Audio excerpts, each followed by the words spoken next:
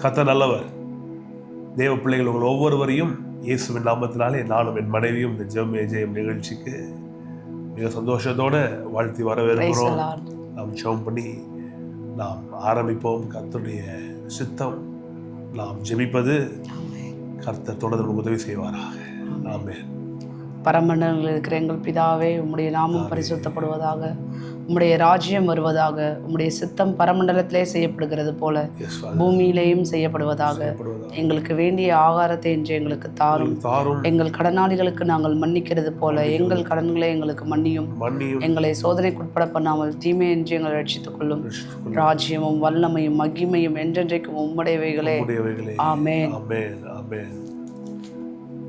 நம்முடைய கர்த்தராகிய இயேசு கிறிஸ்துவின் தேவனும் மகிமையின் பிதாவுமானவர் தம்மை நீங்கள் அறிந்து கொள்வதற்கான ஞானத்தையும் தெளிவையும் அளிக்கிற ஆவியை உங்களுக்கு தந்தரல வேண்டும் என்றும், தாம் நம்மை அழைத்ததினாலே நமக்கு உண்டாயிருக்கிற நம்பிக்கை என்னதென்றும், பரிசுத்தவான்களிடத்தில் தமக்கு உண்டாயிருக்கிற சுதந்திரத்தினுடைய மகிமையின் ஐஸ்வர்யம் என்னதென்றும், தாம் கிறிஸ்துவை மரித்தோழ்ந்து எழுப்பி அவரிடத்தில் நடப்பித்த தமது பலத்த சத்துவத்தின் வல்லமைப்படியே விசுவாசிக்கிறவர்களாகிய நம்மிடத்தில் காண்பிக்கும் தம்முடைய வல்லமை மகா மேன்மையான மகத்துவம் இன்னதென்றும் நீங்கள் அறியும்படிக்கு அவர் உங்களுக்கு பிரகாசமுள்ள மனக்கண்களை கொடுக்க வேண்டும் என்றும் வேண்டிக் கொள்ளுகிறேன். பிதாவே, நன்றி செலுத்துகிறோம். இயேசுவின் நாமத்தால் ஜெபிக்கிறோம் ஆண்டவரே. இந்த நேரத்திலையும் கர்த்தாவே, இந்த ஜெபமே ஜெயம் ஜெப கொடுகையில் எங்கள் எல்லாரையும் ஒன்றிணைத்து ஒரு மனமாய் உம்மை நோக்கி பார்க்க செய்த கிருபைக்காமுக்கு நன்றி அப்பா. பிதாவே, ஸ்தோத்திரம். தகுதி இல்லாத எங்களை உம்முடைய பிள்ளைகளாக, உம்முடைய ஆண்டவரே நீதிமான்களாக உம்முடைய ஒரே பேரான குமாரனை கொண்டு மாற்றினீரே, அதுக்கு நமக்கு கோடி ஸ்தோத்திரம் பிதாவே. இயேசுவின் ரத்தத்தை கொண்டு எங்களை மீட்டீரே, உமக்கு நன்றி. இயேசுவின் ரத்தத்தை கையில ஏந்தின பிள்ளைகளாக வந்து நிற்கிறோம் ஆண்டவரே. ஸ்தோத்திரம். இந்த நாள் வரைக்கும் எங்களை கண்ணின் கண்மணி போல காத்து வழிநடத்து வந்தீரே, உமக்கு நன்றி அப்பா. இனியும் நடத்துவீராக, காப்பீராக. இந்த ஆண்டவரே, இந்த நாளிலே நீங்க எங்களோட பேசவிருக்கிற வார்த்தைகளை கர்த்தாவே எங்களுக்கு புரியும்படியாக உம்முடைய ஆவியை கொண்டு எங்களை நிரப்புவீராக. பரிசுத்த ஆவியானவர் நாங்கள் வரவேற்கிறோம். ஆவியானவர் சகல சத்தியத்துக்கும் எங்களை நடத்துவீராக. ஆண்டவரே ஸ்தோத்திரம். அப்படியே நீர் செய்யப்படுற கிருபைக்காமக்கு நன்றி. பலனில்லாத எங்களை உம்முடைய வார்த்தையை கொண்டு பலப்படுத்துவீராக, உற்சாகப்படுத்துவீராக. தொடர்ந்து உம்முடைய வழிநடத்துதலுக்குள்ளார நாங்கள் ஒப்படைக்கிறோம். நீர் ஆளுகை செய்வீராக. இயேசுவின் நாமத்தினால ஜெபிக்கிறேன் ஜீவனுள்ள நல்ல பிதாவே. ஆவியானவர் நமக்கு ரொம்ப உதவி செய்கிறார். அவர் சத்திய ஆவியானவர். நம்முடைய கண்களை அவர் திறக்கிறார். பிரகாசமுள்ள மனக்கண்கள் நமக்கு உண்டாகும் போது கர்த்தர் நமக்கு வைத்திருக்கிற நன்மைகள் நாம் அறிந்து கொள்ள ஆரம்பிக்கிறோம். அறிந்து கொள்ள ஆரம்பிக்கும் போது நம்முடைய ஜெபம் மாறுது, விருப்பம் மாறுது, நம்முடைய வாழ்க்கையே மாறுகிறது. எல்லாவற்றிலும் வாழ்ந்து சுகமாக இருப்பது ரொம்ப சுலபம். ஆனால் சத்தியம் தெரியலன்னா ரொம்ப கஷ்டம். அதாவது ஓசியா 4:6 பார்க்கிறோம், என் ஜனங்கள் அறிவில்லாமையால் சங்காரமாகிறார்கள். பணம் இல்லாதனால சங்காரம் இல்லை, சுகம் இல்லாதனால சங்காரம் இல்லை, உயர்வு இல்லாதனால சங்காரம் இல்லை. ரொம்ப தெளிவா இருக்கு, அறிவில்லை. எவ்வளவு யோசிச்சு பாருங்க. இது ரொம்ப ரொம்ப ஒரு வெரி பேத்தட்டிக் கண்டிஷன். அமெரிக்கா தேசத்துல அங்க இப்பதான் நம்ம ஊர்ல மெட்ரோஸ்லாம் இருக்கு. அங்க மெட்ரோஸ் ரொம்ப வருஷத்துக்கு முன்பாகவே வந்து ரொம்ப ஃபேமஸ். ஒரு நபர் ஒரு மந்த்லி பாஸ் இல்லை இயர்லி பாஸ் வாங்கிட்டா எந்த ஸ்டேஷன்லேருந்து எந்த ஸ்டேஷன் வரைக்கும் எத்தனை தடவை வேணால் ஒரு நாளுக்கு என்ன பண்ணலாம், போகலாம். ரொம்ப சீப்பாக தான் இருக்கும். என்ன பண்ணியிருக்கிறாங்க அங்கே, அதை சில பேர் வீடு இல்லாதவர்கள் இல்லை ஃபுல்லி ஏர் கண்டிஷன், ஆனால் அந்த ஊரில் இருக்கிற குளிரை தாங்கிறதுக்கு வெப்பமும் அங்கே இருக்கும். வெப்பம் இருந்துச்சுன்னா குளிர் இருக்கும். நல்ல ஒரு ஏர் கண்டிஷன் இது கோச்சஸ், ட்ரெயின். அந்த பாஸை எடுத்துக்கிறது வீடு இல்லாதவர்கள் எடுத்துட்டு ட்ரெயின்லேயே ட்ராவல். யோசிச்சு பாருங்க, வாழ்நாள் எங்கே ட்ரெயின்லேயே போகிறது வர்றது. யார் ஒன்று இப்போ இறங்க நிரப்பட முடியாது, சொல்ல முடியாது. மூட்டையை கட்டிக்கிட்டு நம்ம ஊரில் ஆஸ்பத்திரிகள் வெளியே, கோயில்களுக்கு வெளியே, தெருக்களில், திருச்சியெல்லாம் பார்த்தீங்கன்னா சில இடங்கள்லாம் பார்த்தீங்கன்னா வீடு இல்லாதவர்கள்லாம் போய் அங்கே உட்காந்துருப்பாங்க சில இடங்களில். இந்த மாதிரி இவர்கள் எங்கேயே ட்ராவல் பண்ணுறது, ட்ரெயின்லேயே ட்ராவல் பண்ணுறாங்க. பார்த்து நம்ம மாதிரி இறக்கம் பண்ணுற ஆட்கள் அவர்களுக்கு ஏதோ உணவோ உடையோ காசோ இது மாதிரி கொடுத்து அந்த மாதிரி ஒரு அம்மா இறந்து போயிட்டாங்க. இறந்து போய் போலீஸ்லாம் வந்து அந்த பாடியெல்லாம் டிஸ்போஸ் பண்ணுறதுக்கு எடுக்கிறதுக்கு, ஏன்னா ட்ரெயினில் ஒரு அம்மா இறந்துச்சு, சும்மா எதுவும் பண்ண முடியாது. அந்த பை வச்சிருக்கிற பையெல்லாம் அவள்கிட்ட என்ன இருக்குன்னு பார்த்தா எத்தனையோ வருஷத்துக்கு முன்னாடியே $1 மில்லியன் மேலே போனோம். எவ்வளோ? $1 மில்லியன் மேலே. 1 மில்லியன்றது $10 லட்சம். $1 மில்லியன்னா 10 லட்சம். $1 85னா 10 லட்சம் எவ்வளோ? 85 லட்சம் ரூபாவை கையில் வச்சுக்கிட்டு டாக்டர்ஸ் சொல்கிறாங்க, as declared that she died of malnutrition. அதாவது ஒழுங்கானதை சாப்பிடாததுனாலையும் தன்னை ஒழுங்காக பராமரித்து கொள்ளாததுனாலையும் அந்த அம்மா என்ன பண்ணிருக்கு? யோசிச்சு பாருங்க, கையில் 85 லட்சம் ரூபாய் பணத்தை வச்சுட்டு ஒழுங்காக சாப்பிடலன்னா இதுதான். மனது சரியில்லை. இயர்லி பாஸை வச்சுட்டு அந்த அம்மா மெட்ரோலே சுற்றிட்டு இருக்குது. எல்லாம் கொடுக்குற காசெல்லாம் வாங்கி வாங்கி வாங்கி பொட்டலம் கட்டுது, மூட்டை கட்டுது ஒழிய அதை எடுத்து அதில் கொஞ்சம் 2 பண்ணோ ஏதாவது ஒரு வாங்கி ஒழுங்காக சாப்பிட்டுருந்தா கூட அந்த அம்மா என்ன பண்ணியிருக்கோம்? உழைச்சிருக்கும். ஒரு $500,000 இருக்கும்போது அதை கொண்டு போய் இன்வெஸ்ட் பண்ணியிருந்தாலே அந்த அம்மா எல்லாம் இருக்கும். ஏன் அவ்வளோ $1 மில்லியன் போடும்? கொஞ்சம் காசு இருக்கும் போதே புத்தி வரல. காசு காசு காசு காசு, மூட்டை கட்டுன்னு ஒரு மூட்டை, இன்னொரு மூட்டையாக கொடுத்த சில்லற காசு கீசு எல்லாத்தையும் சேர்த்து சேர்த்து சேர்த்து சேர்த்து சொல்கிறாங்க. she died early but she died rich but in a very poor condition. செத்தும் போது அந்த அம்மா பெரிய பணக்காரி, ஆனால் ரொம்ப தரித்திர நிலையில் செத்து போகுது. இது எவ்வளோ மோசம் இது. she died rich but she died in a poor condition, poor state. இந்த நிலை ஒவ்வொரு விசுவாசியும் அதோடைய வார்த்தை ஒழுங்காக தெரியலன்னா இதே நிலை தான். நம்ம அந்த அம்மா பார்த்து ஆச்சரியப்படுறதுக்கு என்ன? இங்கே பாருங்க, அந்த அம்மா கிட்ட இருந்தது $1 மில்லியன் தான். நம்ம கிட்ட இருக்கிறது என்ன? கர்த்தருடைய வார்த்தை.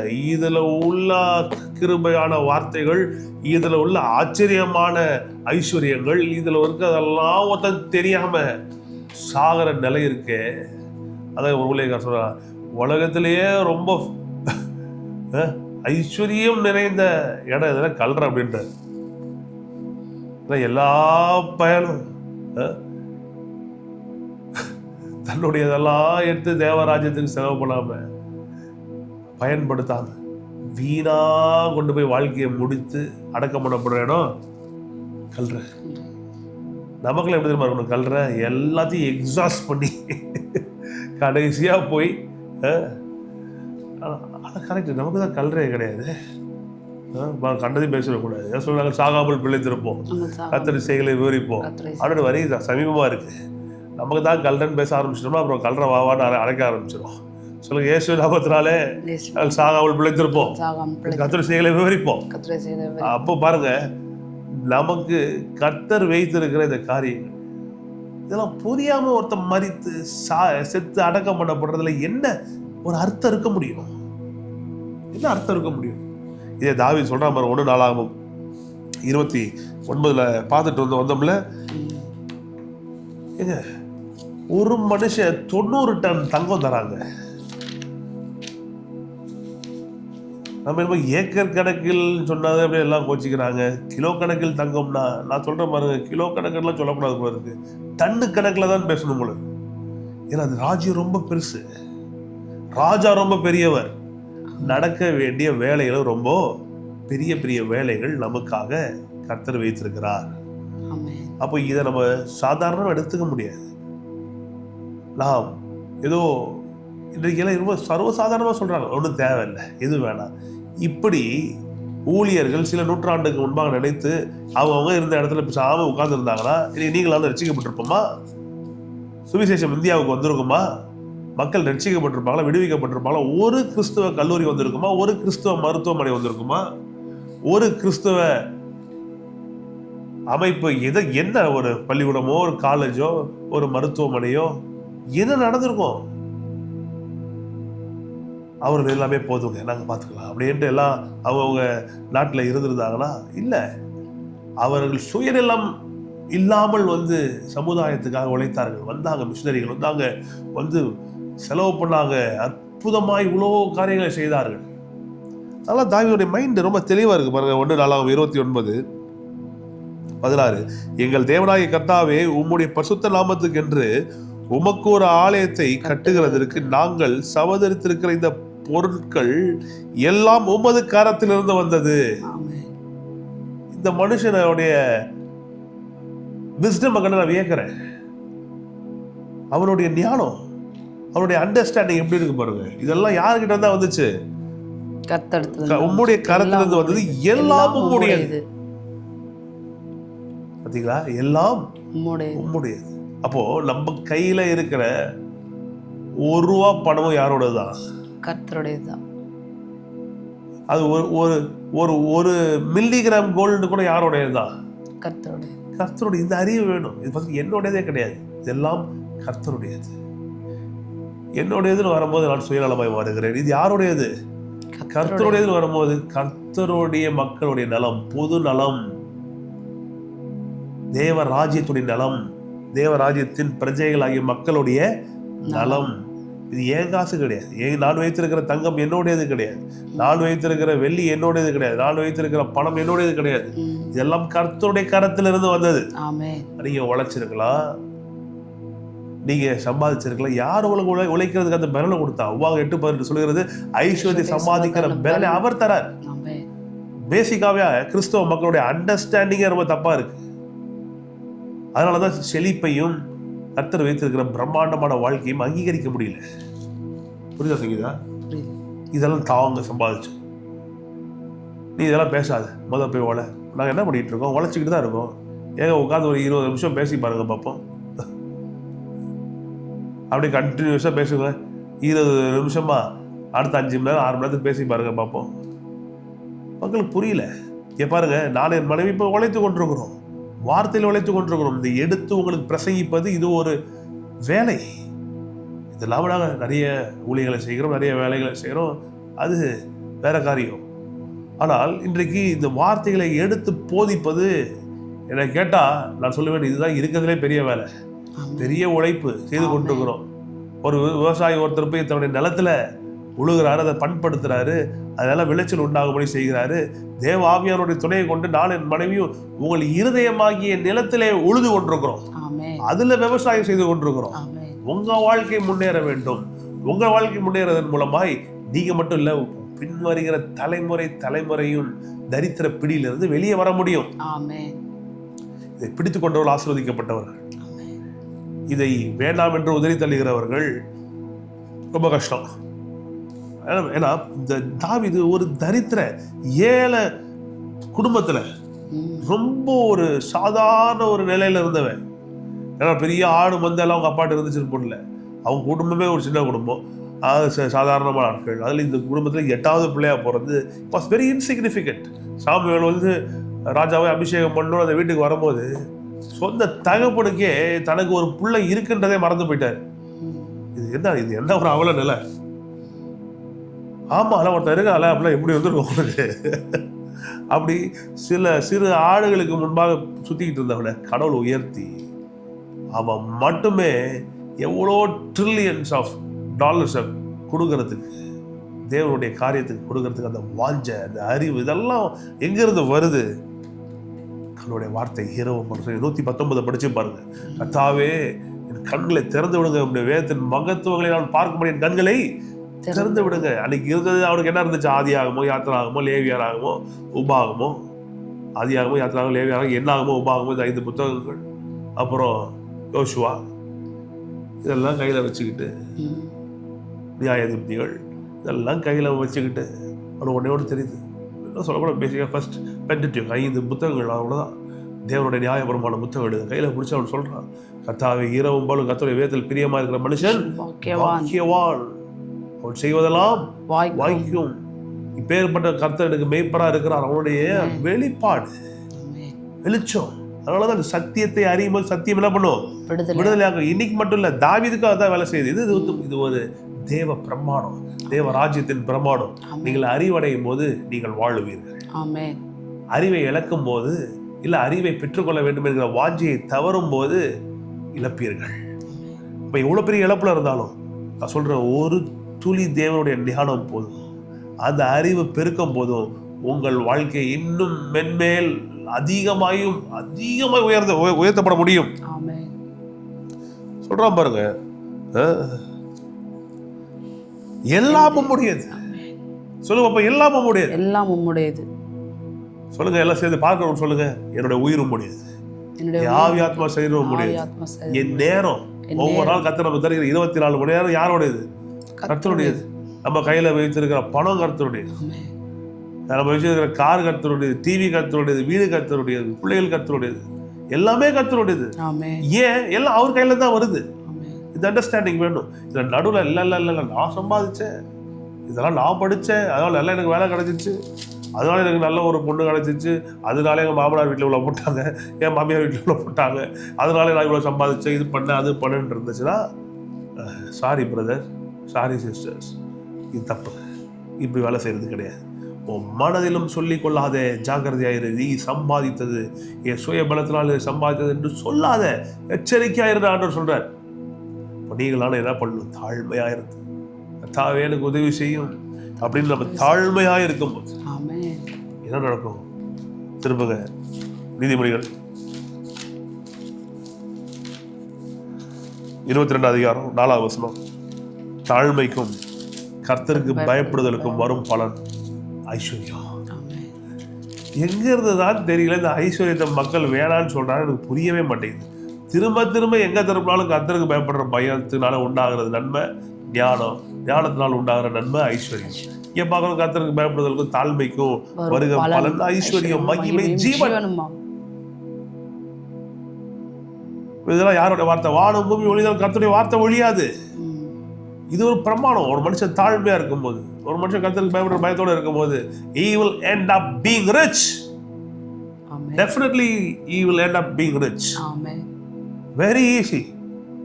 ஏழை ஆகிறது ரொம்ப கஷ்டம்.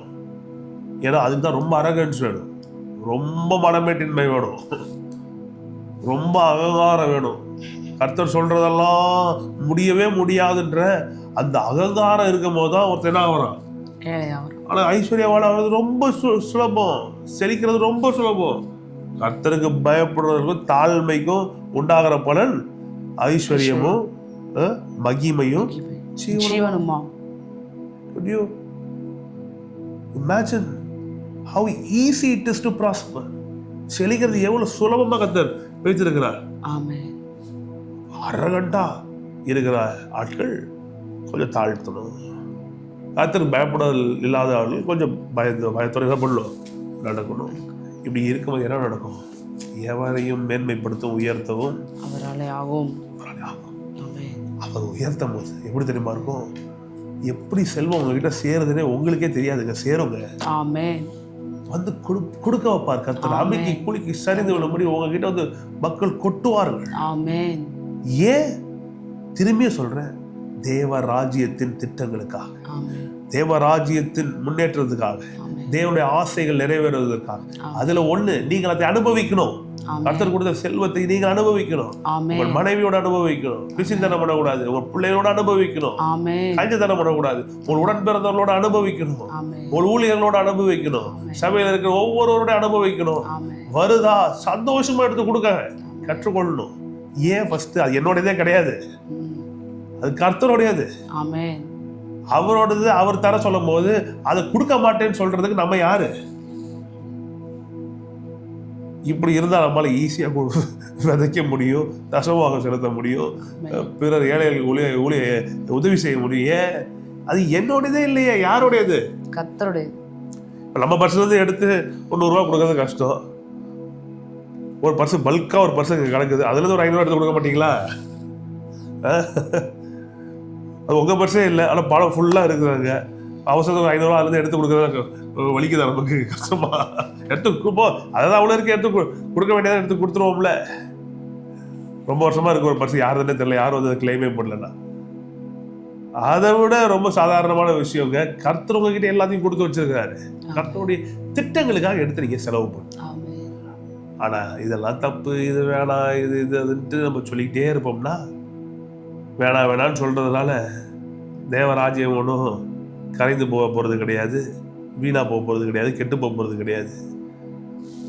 நமக்கு தான் ப்ளஸ்ஸு, நமக்கு தான் நன்மை. ஏனென்றால் ஆண்டு சொல்றாரு, உள்ளவனையோட அவனுக்கு கொடுக்கப்படும், பரிபூர்ணம் அடைவான், சம்பூர்ணம் அடைவான்.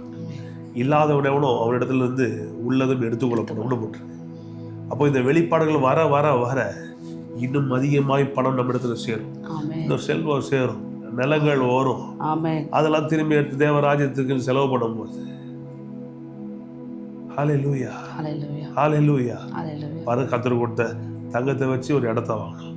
அந்த இடத்த கர்த்தருடைய ராஜ்யத்துக்குன்னு ஊழியத்துக்குன்னு அதை நாங்கள் பயன்படுத்திக்கிட்டு இருக்கிறோம். இன்னும் கொஞ்சம் நேரத்தில் போய் நாங்கள் போய் ஞானஸ்நானம் கொடுக்க போகிறோம். அப்போ இந்த தங்கம் எதுக்காக பயன்படுது? ஒரு மனுஷன் ரட்சிக்கப்படுவதற்கு இது என்ன பண்ணுது? உதவியாக இருக்கு, பயன்படுது. யோசிச்சு பாருங்கதான். அப்போ கர்த்தரிடத்திலிருந்து வந்தது அன்றே இதெல்லாம் உம்முடையது, உங்க கரத்திலிருந்து வந்ததுன்னு அவருக்கு கொடுத்தோம். கர்த்தர் வந்து நிலத்தை வாங்க உதவி செய்தாரு. அந்த நிலத்துல இன்னைக்கு ஞானஸ்நான தொட்டி இருக்கு, அதுல ஊழியங்கள் நடக்குது, அதுல மக்கள் போய் இயேசுதான் ஆண்டவர்னு மூழ்கி ஞானஸ்நானம் பெற்று ரட்சிக்கப்படுகிறார்களே. அப்ப என்ன நடக்குது? அதோடைய பலன்லாம், அதோடைய ஆசீர்வாதம்லாம் திரும்பியும் வந்து நம்ம சேரும்.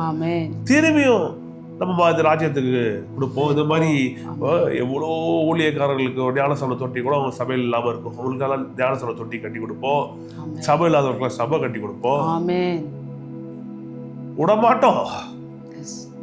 எல்லாத்தையும் மூட்டை கட்டுறதெல்லாம் ஒரு பிரயோஜனமும் இல்லை. ஆனா அதுவே எல்லாருக்கும் வாரி இறைக்கும் போது எப்போ அதை இறைக்கிற புத்தி வரும்னா, இதெல்லாம் உங்க கரத்துல இருந்து வந்தது, இதெல்லாம் உங்களுடையது அப்படின்ற மைண்ட் செட் இருக்கிறவன்கிட்ட தான் டன்னு கணக்கில் சேரும்.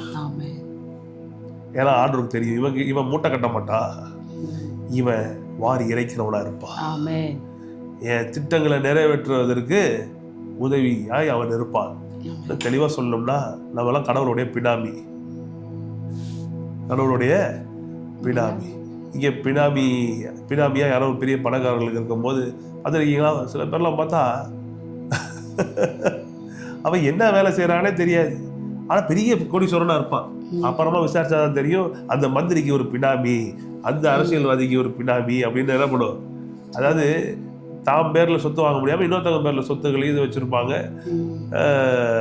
இந்த டாக்ஸ் எவேஷன், இந்த வரி கட்டாமல் இருக்கிறதுக்கு, இன்கம் டேக்ஸ் தப்பிக்கிறதுக்கு இதெல்லாம் பண்ணுவாங்க. இங்கே பினாமியாக இருந்தால் ரொம்ப சிக்கல். நிறைய இந்த பினாமியெல்லாம் போட்டு தள்ளுறதுக்கெல்லாம் கவர்மெண்ட் நிறைய ஆக்ட்ஸ்லாம் வச்சிருக்கு, நிறைய சட்டம்லாம் வச்சிருக்கு. மாட்டினா முடிஞ்சிச்சு கதை. ஆனால் உங்களை எவனும் பிடிக்கவே முடியாது, ஏன்னா நம்ம கடவுளுக்கு பினாமி. இந்த பிரசங்கத்துடைய டைட்டிலே பாருங்க, நீங்கள் கடவுளுக்கு பினாமி. அவருடைய அவ்வளோ ஐஸ்வர்யத்திற்கும் இந்த பூமியில் நீங்க தான் அவருக்கு பினாமி.